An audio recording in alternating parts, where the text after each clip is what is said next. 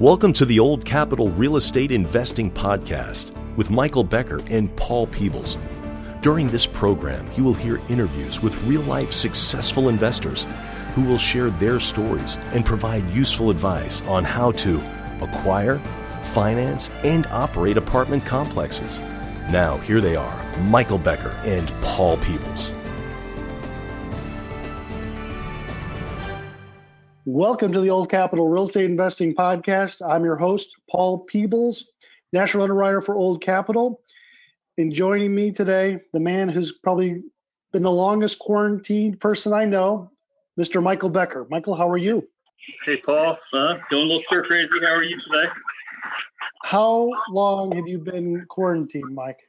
We're week 6 here, kind of wrapping up towards the end of April. So ready to get out of the house. It seems like the governor is starting to open the state up a little bit. So hopefully in a week or two, we can get out of the house. I would love to get a haircut. That's kind of one of the first things I think I'm going to do when I'm welcome back into society. So never thought I would look forward to getting a haircut so much as I am right now, looking like a hippie here lately. Yeah, I can imagine. I'm the same way. I asked my guy who cuts my hair if he would cut it, but they're still not open in Dallas. And so he said if it gets too long, he can meet me in his garage and he can cut it out of his garage. So maybe we do a 2-for-1. I might join you. There you go. All right. So in the podcast today, we have Ricardo Hinojosa joining us, also with Old Capital. So Ricardo, thanks for being online with us. Thanks for having me, Paul. Ricardo's going to share a bunch of information about what's going on with lending too. So it's going to be Ricardo and Michael Becker talking to a friend of ours that we've known for a long period of time. And she runs an educational mentoring company that we think quite a bunch of. I mean, we certainly do like these folks. They've been around probably the longest in this space. They're probably some of the most successful people that I've seen in this space. And so on the podcast today, to talk a little bit about real estate and kind of the state of the market and what they've done and what they're doing right now, I'd like to welcome Lynn Murrow. Lynn, how are you? Oh, having a great time. Thanks for having me on the podcast. That's great. Thanks, Lynn. And also, so Lynn is with LifeStyles Unlimited, and they are a national mentoring and education company. They look to do mentoring and education for single family, but also for multifamily too. So a lot of their space is in the multifamily, and that's what we're going to kind of talk about today. So I'm going to kick it over to Ricardo and to Michael, and let's start the conversation with Lynn. Hey, Lynn, thanks for coming on. I know you're coming all the way from Las Vegas. So maybe before we get into the podcast, tell us, we were just talking a little before we start recording, tell us how different it is to actually be out in the middle of Las Vegas when the entire city is always so bustling and vibrant to completely shut down. It's got to be kind of like that an eerie movie or something out there. It is. It's surreal. It's a really fun time, though, to see the Las Vegas Strip, all the neon and all the buildings and you know, all the grandeur that is stereotypical Las Vegas. You can get great pictures of things that are typically blocked by crowds and crowds of people. But it's eerie, definitely eerie. And then the rest of Las Vegas is just gorgeous. It's open land from where I am all the way to Utah. And we've spent a lot of time in the national parks and just hiking and in Red Rock and having a good time in the outdoors out here. Good. Well, when you're not hiking in the desert of Las Vegas, you run LifeStyles Unlimited. So as Paul mentioned, you guys have been around for quite a while. So maybe you kind of just start off with your background, you know, tell us how you kind of got started in real estate. How did you find yourself running LifeStyles Unlimited? Oh, sure. I am a second generation real estate investor, actually. And I think my story is typical of most people who have parents who invest in real estate. They still had the traditional goals for me to go to school, get good grades, go to a great university, come out of that university, hire on with some big name company and work there until I retired.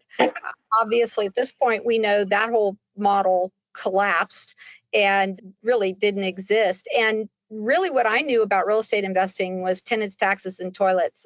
I was in California. That's where I was born and raised. And I worked with my parents on their single family properties. And it really was an appreciation play. You were putting up with all of these things until you could sell the property at a huge gain. That's really all I knew. They didn't talk to me about it much, and they certainly didn't present it as a way to create wealth and passive income. They still were nailed down to that W-2 job. Lynn, hey, it's Ricardo. How are you? Good. Hey, so going from there, at what point, I know it was much later that you found LifeStyles, but at what point did you find LifeStyles, and what attracted you to the organization? Well, I had several years before I had moved up to Northern California from Southern California, and was in the .com industry during the heyday when it was just getting started and hot, and everybody's going public and making millions and millions of dollars. And I was at a party celebrating a friend who had sold his company, and listening to people talk about their new ventures that they were going to be starting and then taking public. And I started doing some mental math and realized that this wasn't going to sustain, that you're talking about 100-year paybacks, and they cared more about whether they were going to go with a pool table or a ping pong table in the office than what the business model was. And I'm a kind of person that when I don't understand how things work or why they work, I tend to just take my toys and sit on the curb. So I exercised all my option rights and sold off. And fortunately, that was right before the crash, the .com crash in the 2000. And I also felt it was time to leave California. They had become so hostile, really, to business. So I looked for states with no state income tax. And I did take a peek at landlord laws and landed in Texas, and then got busy doing other things. I had actually intended to invest in real estate when I got to Texas, but life gets in the way, right? That's our founder, Del Walmsley, says that all the time. What gets in the way of a great life is a good life. And one day my mom called me up and said, I think I'd better get out of the stock market, and I need your help. And I had my head down doing other things, and I listened to her, and she had her finger on the pulse of what was going on. And we had all the reasons wrong, but ultimately called the market in the last crash. And so this was in mid 2007, actually early 2007. And I started thinking about real estate investing again and realizing I wasn't prepared. And I heard Del Walmsley on the LifeStyles Unlimited Real Estate Investor radio show. And I heard one show. And at the time, the market was frothy, like what we've just come out of. And everyone was talking about how you could make all this money in real estate. You could flip a house and make hundreds of thousands of dollars, and you could do this and that and whatever. Lots of clamor. And then there was Del saying, folks, it's the top of the market, right? What you really need to do is focus on the fundamentals of the business, not sexy, but this is what you need to do to succeed over time. And you can make $250 a month on single family rentals. And if you get enough of those, you can change your life. And it was just the reality, right, of that I could say, I absolutely can do that. So the rest is history. I went to the 2-day seminar, sat front row. He picked on me the whole time. I joined the Preferred Investor Group program, which is for investors who have a vision to go to apartment community investments in multifamily. And in 18 months, completely changed my life and my family's life. And that's another story, but that's how I became a member of LifeStyles. And then after that transition, gladly left my W-2 job and then was invited to join the LifeStyles Unlimited team. And I've held a lot of different roles over the years, but about 8 or 9 years ago, Del and I had a meeting, and he asked me about my vision of what I thought LifeStyles Unlimited could be. And then we began the process of transitioning so that he could, after all those years, get out of the day-to-day operations of LifeStyles and just do the things he loves to do. So that's how I ended up doing this. It's a passion. I love the LifeStyles Unlimited community. Fantastic. So look, we've got a lot of listeners that maybe are just getting started in the business and maybe haven't heard of LifeStyles. Let's take a step back. Can you just, from your perspective, just somebody that's just wanting to get into real estate, what LifeStyles is all about, and a little bit about the LifeStyles story? Sure. I love telling this story because it's different. There's a lot of people out there offering programs to help you invest in real estate. There's a lot of programs for brand new folks, not as many for that I think are really focused on seasoned investors. So LifeStyles Unlimited, we're celebrating our 30th anniversary this year, as a matter of fact. And our founder, Del Walmsley, had been working like the rest of us on that same paradigm I talked about. Went to school, got good grades, got into university, didn't quite get through university because he wasn't all that interested in it, but he did get, quite a bit of accounting behind him. And then he was also a bodybuilder. And that's a fun story on its own. And one day he realized that this is my interpretation of shortening his story, but he basically realized that there wasn't enough steroids on the planet to get him from where he was to an Arnold Schwarzenegger or the people who were coming up in the industry.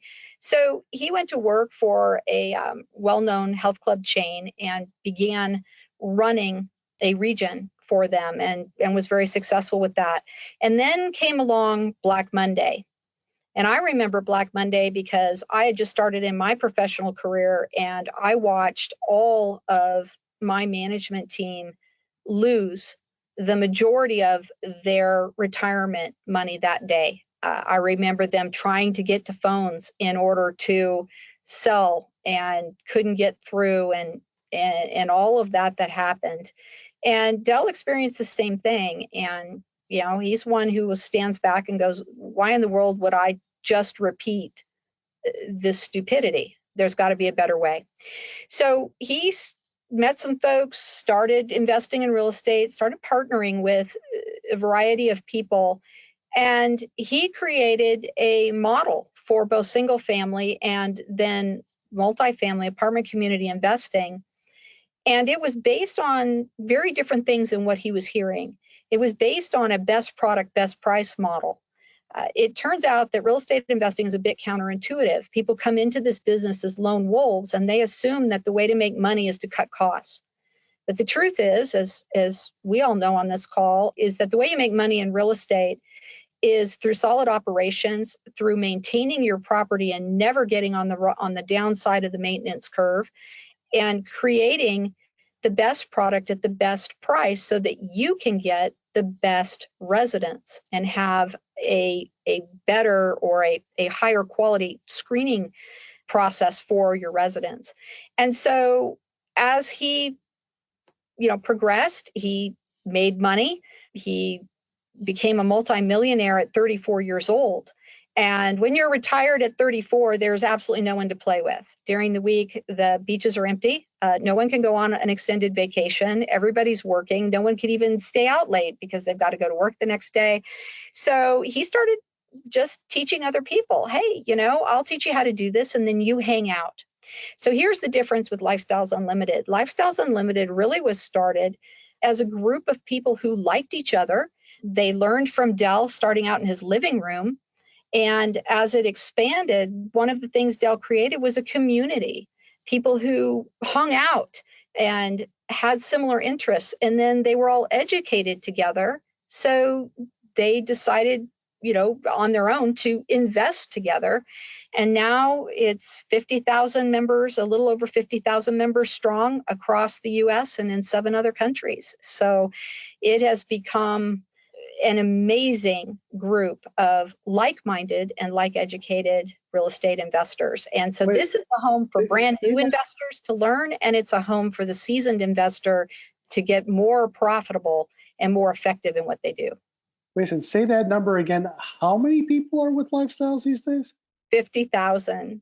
Is that not amazing? In over 30 years that you guys have been in business, AAA, AA, whatever you want to call it, with the Better Business Bureau, you have physical offices in multiple locations. You have employees that work for the company. You offer specific education in real estate.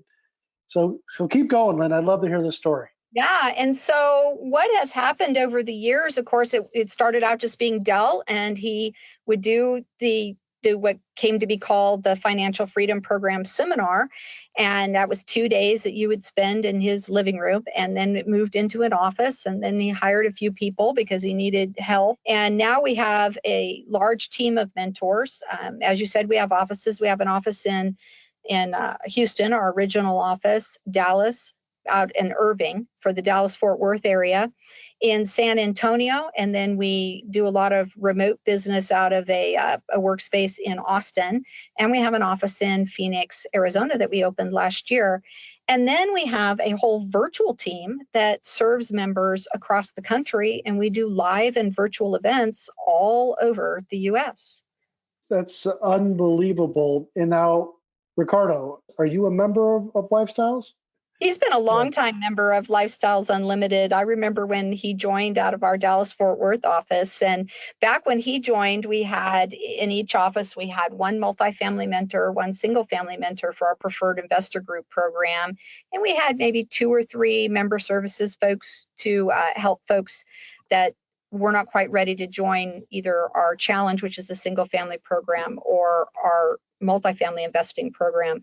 Now we have 3 single family mentors in each of our offices, and we have 2 or 3 multifamily mentors, plus we have consultants. We have our whole national team.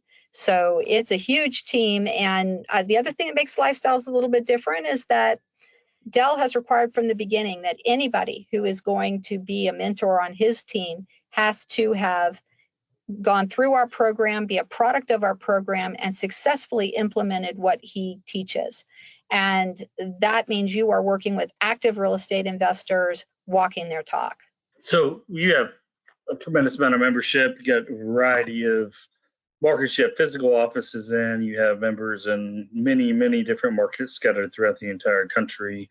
And what's your sentiment today? And obviously, we're recording this in weird, strange times where, like we talked about, the Las Vegas Strip is empty, which is a sight I don't think any of us ever thought we would see in our lifetimes. You guys, your members are in, numerous deals of variety, shapes, and sizes. I know it's kind of hard to spell it down to generalities with that much diversity in there. But what are you guys kind of seeing? What are you hearing as feedback from the membership groups? What are their concerns? What are people optimistic about? I don't know if you have kind of a general state of the market.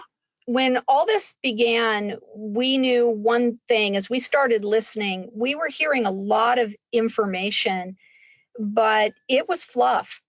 It wasn't actionable items. And anybody who is a real estate investor, whether it's single family or whether you're in the multifamily space now, you know that providing housing is where the rubber meets the road. And as a single family owner, you are right there between the tire and the road.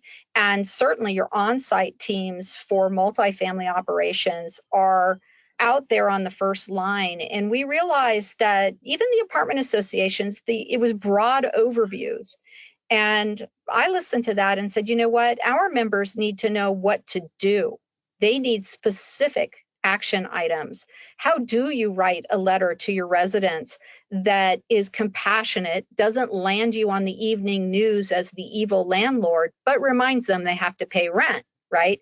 So that's what we did first, is we went out, we gathered all of our syndicators in one place, and we started talking about what is happening, what are they hearing, what is the new best practices during a worldwide pandemic when you're running workforce housing, right? And we went through, what are all the things we have to think of? What are the plans we need to put in place? We need to change some policies. How do we do that and make sure that we're implementing them fairly so we don't run into fair housing issues? So we went right down there, right on that pavement, and came up with the best practices for operating your real estate investments during a pandemic. And once we did that, there was a lot more calm in our membership. And then the syndicators began to execute. And I have to tell you, watching them do it has been a beautiful thing. Then they start reporting back in. We've talked to our residents. It looks like most people are going to be able to pay rent in April. They're concerned about May. Here's what we're doing to help them prepare. Here's their commitment that they're making to us. As we started getting the information back in, the vast majority of our syndicators had very close to the same collections in April that they had before the pandemic. So, of course, we're preparing for June. We're talking amongst the group. Their concerns now is that the nation gets back to work. Their concerns are that unemployment claims can actually be processed so that their residents can begin to collect their benefits. And their residents have, by and large, have committed that money will go toward rent. A couple things people forget is that people live where they want to live. Most people are living where they live because they like it there. And whether all the way from A class down to D class housing, they're living there by choice, and they really don't want to move. And they understand that if they forego rent, they're going to have to pay it back or they will have to move. And so if you've done solid tenant screening, your tenant selection criteria for your residents, if you've done a good job with that, you have people that you can work with. The other thing that I think has gone largely and tragically unnoticed in this is that allowing residents to forego even 2 months of rent creates a situation where the majority of them are going to be unable to pay it back.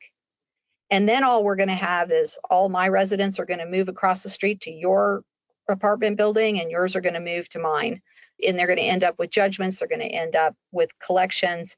It's not good for residents. And so that's the concern, is what's going to happen to our residents. And even paying a little bit of rent is going to make it easier for them to survive on the back end of this. So we've been focused on really making sure we're executing with excellence on site, that we've got a plan, that we're treating everybody fairly and respectfully, that we are on our game with operations, and it's paying off. So history doesn't repeat itself, but it rhymes a little bit. So this is obviously very different than the 12 years ago, when the last big 2008, 2009 recession kind of hit. This is obviously a pandemic that shut down the entire economy, where that was largely a bank and financial issue more so. So we really, didn't have our residents en masse losing their jobs all at the same time like we have this go around. What have you seen that's been kind of similar in the response, and what have you seen that's been kind of difference? Because you went through that 12 years ago along with Paul and I. So what are any sort of observations that you kind of take from there that might kind of lead us into, probably the next part of this, which would be, what are we doing now on a go forward for potential acquisitions? Sure.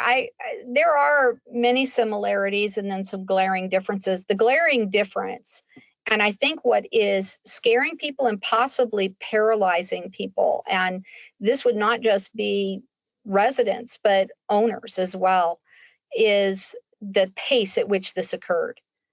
We went from full steam ahead, one of the best economies we've ever had in the United States, lots of hope, lots of optimism on every front, to really just a state of shock, I think. As I was talking to people and out and about before the shutdown, just watching people, I remember being in a store and being in Costco, and someone at the front without a bullhorn was yelling instructions. You could hear a pin drop in that store.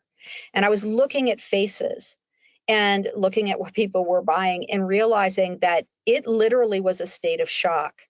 And then we were hearing from syndicators and we were hearing from independent rental owners, and they were in a state of shock. What do I do? What do I say? I don't even know where to begin. So it was the sheer pace of change. And then what we've been through the past several weeks as they've tried to put these rescue packages out, and they're making up the rules on the fly after signing the bill, right? So it has been a challenge, but there's so many similarities, right? Operations through crisis have much more in common from crisis to crisis than they do differences. The first thing is to care about the residents who live in your properties. It is their home. in looking at it that way, instead of just viewing it as numbers on a spreadsheet, to me is the beginning of being effective and successful in any sort of crisis. So whether it's tornadoes, earthquakes, hurricanes, a financial collapse of the markets sliding us into a recession, or crashing into a recession from a pandemic, once you're there, the operation side of the business feels very familiar. I think right now there's more hope because we know how successful we were before this airplane crashed, and we know that we can rebuild it once we're released to do so. And we know that there'll be businesses that don't come back and residents that are going to be out of work.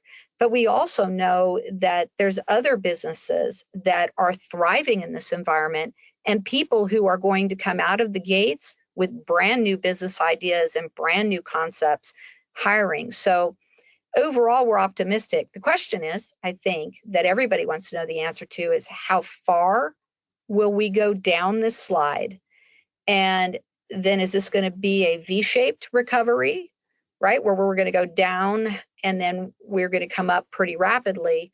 Or is this going to be more of a U-shaped recovery? And my position has actually changed in the past week on this. I think I was in the V-shape, fairly rapid, you better be awake to take advantage of this, to this is going to be more prolonged. It's going to be a U-shaped recovery. And the key here, and what we are sharing with our members and on our radio shows every day, is what we really learned from the last recession. And everyone on this podcast can relate to this, is when we look back and say, what did we learn that we want to make sure we implement now? We learned that we didn't buy nearly enough property on the way down, and we didn't buy nearly enough property on the way up. So it is to remember that you can't call the bottom of the market until it's in your rearview mirror. And by the time the bottom of the market is called, it's too late. You missed all the opportunities on the way down, all the opportunities at the bottom, and you missed a significant number of opportunities on the way back up. So the way to create wealth and passive income right now is to be ready to buy all the way down and all the way back up. Ricardo, we mentioned when you just jumped off real quick and you got back on that you are a member of LifeStyles Unlimited for a number of years. I mean, you've been successful just being a member. Can you talk a little bit, Lynn talked a little bit about operations. If you could help people understand what, as a member, having an operations kind of mentor, how they have helped you or helped clients of yours on the lending side, what that means, and then also kind of help having a group that is a mentor, that has mentors that continues to give you education and bear hugs and make sure that you're doing the right thing. Because I've seen a lot of these other groups that they just don't have the services that what LifeStyles has. And can you tell us a little bit more about just your reflection back on LifeStyles? Yeah, definitely. I would love to. I love talking about the LifeStyles business because it's done so much for me personally. As you mentioned, I've been a member a little over 6 years now, and joining LifeStyles and connecting with the group is what got me into real estate. I was in the corporate world before that, like a lot of people wanting to do something different. A friend brought me to the case study. I went to the 2-day that Lynn talked about earlier and jumped right in. And that's, Paul, that's how I met you, and Mike met you after. So it's been a fantastic group to be a part of. I think the operations piece that we've talked about is really what sets LifeStyles apart. The operations piece, along with the culture. And it's a very tight-knit group. When you say, 50,000 members, it feels a little impersonal, but it's totally not. When you're part of the group, everyone goes through a similar education. And I think that education process is what fosters the culture and really prepares people to go through times like this. And I think I mentioned to Lynn the other day that, the last month or so, the all hands on deck mentality and the approach that the LifeStyles Leadership Group has taken has been phenomenal. And it's gone from the top all the way down in terms of being quick to react to a lot of this, And I think it goes back to the structure that you guys have in place, right? It's not just one individual or a couple of individuals at the top that are relaying information. You've got a whole structure of operations mentors all over the country that are plugged in to what's going on day to day, and that are also plugged into the apartment associations and have a really good feel for what's going on throughout the entire pipeline of operations. So it's been phenomenal to see over the last couple of months as we've been going through this crisis, the way that the groups have come together. And Paul, we've seen it from our perspective because we've got a lot of clients that are obviously LifeStyles members, whether they have been going through challenges from an operations perspective, or members that are maybe going through deals that, Paul, you and I have been working with Lynn pretty closely on a couple to make sure that we're able to get through these trying times. So just kind of my 2 cents on kind of what I've seen recently, but the education piece truly is what sets them apart. Lynn, talk a little bit about what somebody getting into the business, talk a little bit more about the education and what somebody goes through to get them from, hey, I'm interested in real estate, to being ready to take on a first deal within the LifeStyles organization. What does that look like? I can remember being in that place. I remember my first year as a member of LifeStyles and learning this investment model, and then how afraid I was to get going. I remember that like it was yesterday. And, the first thing to be successful in any business is to know that business and to know it cold. And that is challenging. And so we have structured an education program with hundreds and hundreds of hours, and it's delivered in person, it's delivered virtually, it's delivered both, visually with live stream events, and then events like this, which is an audio format, right? So any type of learner is going to be able to learn at LifeStyles. And we lead people through a very organized process.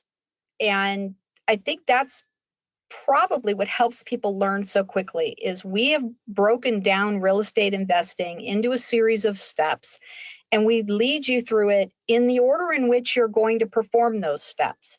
So what that allows us to do is to stand by your side. You're learning, but you're executing, and you're learning and you're executing. And as mentors, we're giving you feedback and ideas. And sometimes, mentors are not here to tell you what you want to hear. We're here to tell you what you need to hear. So sometimes those conversations can be a little tough, but the goal is for you to create real wealth and passive income at the end. And so those conversations become pretty joyful when that occurs. And so you begin with the basics of real estate investing. There are things about life and things about people that are true throughout the ages, and no matter what's going on in the economy. People are people, and the process of real estate investing has been pretty stable for a very, very long time. And so we begin with those fundamentals. We also invite you to a belief system, and a core part of that belief system is that you learn how to do things best by following in the footsteps of someone who has done what you want to do, the way you want to do it successfully. We are not believers in learning from failure, because you can spend your whole life failing and never figure out how to get it done well.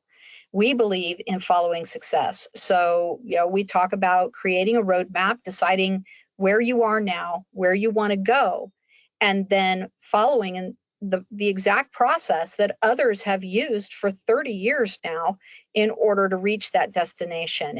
And we have a whole team of people that are geared around that process.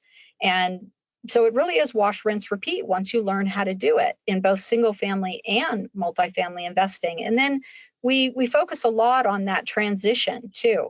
There's a lot of reasons, which is not the point of this podcast today, but there's a lot of reasons to move from single family into multifamily investing.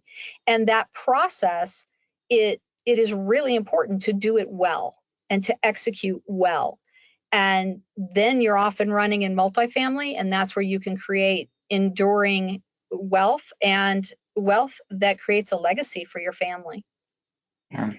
One of the things that I think is most telling, and Paul can attest to this, we've worked with a lot of LifeStyles members throughout the years, and we'll come in, we'll do one deal, they'll do another deal, they'll do a third or fourth deal, and then by the third or fourth deal, we're constantly connecting with them, and all of a sudden they're becoming a mentor within the LifeStyles organization. And you guys are big on learning the business, being successful, and then really giving back to the broader community. Talk a little bit about that kind of mindset that you guys have within the organization. Yeah, I think that's what you were alluding to before when you were talking about the culture. Del Walmsley, from the very beginning, has asked for one thing from people: is when you are successful, please give back to the community that helped you succeed.